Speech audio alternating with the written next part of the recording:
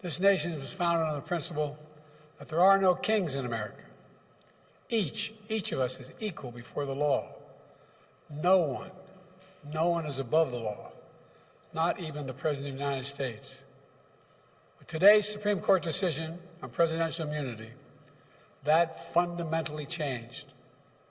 For all practical purposes, today's decision almost certainly means that there are virtually no limits on what a president can do. This is a fundamentally new principle, and it's a dangerous precedent, because the power of the office will no longer be constrained by the law, even including the Supreme Court of the United States. The only limits will be self-imposed by the president alone. This decision today has continued the court's attack in recent years on a wide range of long-established legal principles in our nation, from gutting voting rights and civil rights, to taking away a woman's right to choose, to today's decision that undermines the rule of law of this nation. Nearly 4 years ago, my predecessor sent a violent mob to the U.S. Capitol to stop the peaceful transfer of power. We all saw it with our own eyes. We sat there and watched it happen that day. Attack on the police, the ransacking of the Capitol, a mob literally hunting down the House Speaker, Nancy Pelosi, gallows erected to hang the Vice President, Mike Pence. I think it's fair to say it's one of the darkest days in the history of America. Now the man who sent that mob to the U.S. Capitol is facing potential criminal conviction for what happened that day. And the American people deserve to have an answer in the courts before the upcoming election. The public has a right to know the answer about what happened on January 6th before they asked to vote again this year. Now, because of today's decision, that is highly, highly unlikely.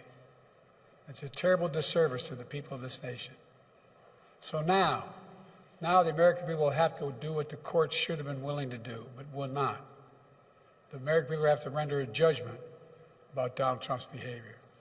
The American people must decide whether Donald Trump's assault on our democracy on January 6th makes him unfit for public office in the highest office in the land.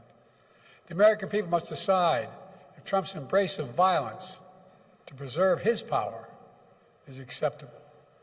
Perhaps most importantly, the American people must decide if they want to entrust the president once again, the presidency, to Donald Trump, now knowing he'll be even more emboldened to do whatever he pleases whenever he wants to do it. You know, at the outset of our nation, it was the character of George Washington, our first president, to define the presidency. He believed power was limited, not absolute, and that power always resides with the people, always. Now, over 200 years later, with today's Supreme Court decision, once again, it will depend on the character of the men and women who hold that presidency that are going to define the limits of the power of the presidency, because the law will no longer do it. I know I will respect the limits of the presidential powers I have for 3.5 years, but any president, including Donald Trump, will now be free to ignore the law.